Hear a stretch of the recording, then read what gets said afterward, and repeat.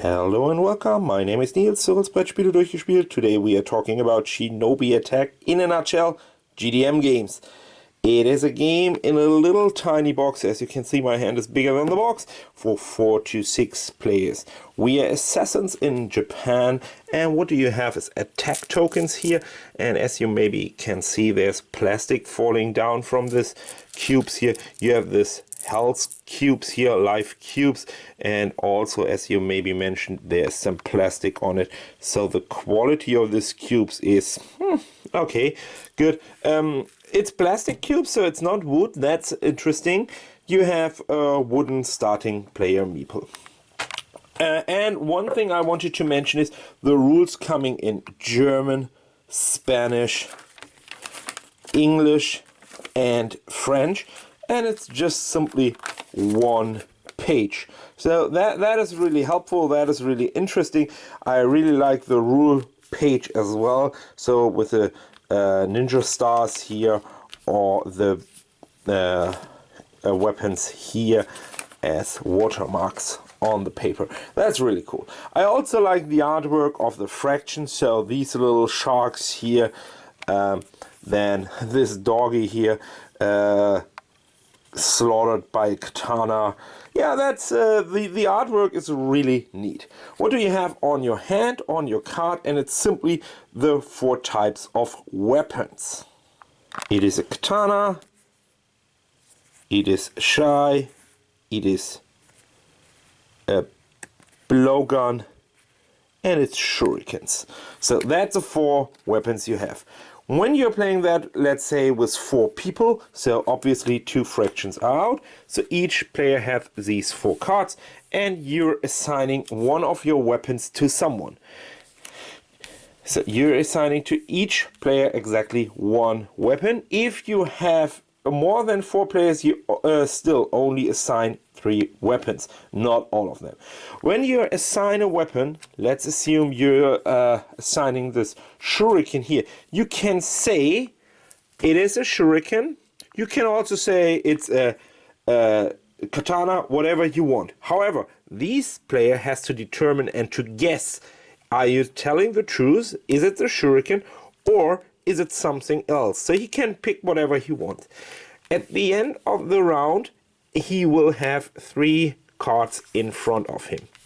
Not his own, obviously. He's not attacking himself. He's just attacked by his opponents. Like this. He guessed all of these weapons here. It doesn't have to be correct. You can lie, obviously, in a game like this. This is a cutthroating game, a backstabbing game, so you can lie. You don't have to tell the truth. Now you flip over 2 cards. If these cards are the same, like in this case, oh, shoot, you lose 1 of your life points. You have 5 life points, you would lose 1 of these. Stop, you don't have to lose it, you can gamble.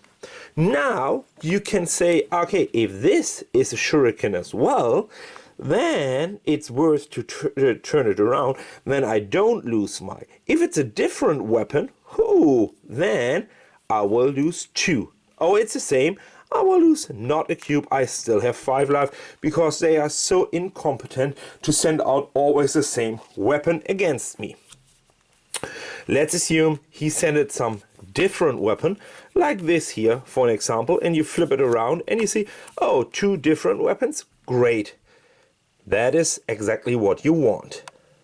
Now he can decide to flip over the 3rd. He's safe, 2 different weapons, he's safe, he's not losing a life. Now he can flip over the last card. He can, he don't have to. If he's gambling again. If there's a 3rd different card, let's assume it is this one here, it's a different card, superb. Then everybody else loses 1 life and everybody else gets 1 life less. If it's a double, so if now you have a double, he is still losing 1 life. So it's a quick game. However, as you can imagine, by sending out these cards, you know exactly when you're the last player, oh, here, red has played here Ninja Star, here Katana, so you know exactly this red player here, he can only have 1 out of 2 left. It could be only the Shi, or it could be the blowgun. That's the only 2 options. It's down to 50-50. If you're the last player who reveals this card, you have a really high chance to guess correct, and you also have a really good chance to determine what cards do you want to flip over first. That is a really interesting mechanic on this game. However, with 6 players it's a little bit more complicated because more cards flying around the table. On the other hand, it's easy, so you know exactly, okay, I can flip over this and this at the last player. But it's getting more complicated. You have to look at the symbols here. They are good and visible here, so nothing wrong with that. But you have to take a look a little bit more around the table. And it is, in a tiny little box, more a game for a bar or eating out or something like this. So therefore, the light might be not the perfect light to see all the symbols at the table. Like always, in a nutshell, let's talk a little bit about the game itself, my personal experiences, and then go over. So, yeah, as I said, it's interesting. I really like the artwork. So this looks a little bit like Spider-Man in Japan. This looks like Kraken Man or whatever. So, and Frogman. So I really like the artwork. I really like that it's just a tiny little box. It's not overpriced, things like that. However, the component quality is a no-go for me. That is, I mean, do you really want to bring components like this to a table where you know exactly, when you touch them, when you feel them, that is not exactly what you want? I don't know. I would say, for me, this is a no-go, I have to admit. On the other hand, the idea is neat. It's a nice little idea, but nothing really groundbreaking. So if you're really interested in games like this, and little tiny bluffing games for just 10 minutes, playing around the table, you might check out Shinobi Assassins.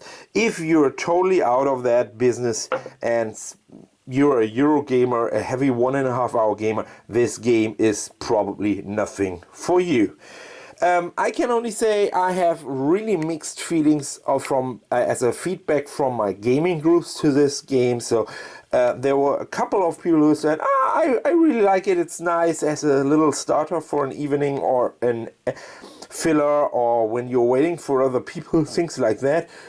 Some others said, oh no, it doesn't appeal to me, it doesn't look like a game I wanted to play, let's skip it and just wait and talk instead of playing a tiny little game. So in this case, it's totally up to you if you like this style of games. If you should try it out, if not, please simply skip it and don't waste your time with games like this. That was another episode in a nutshell. Cyrils Brettspiele durchgespielt. My name is Nils. See you next time with another game. Bye bye.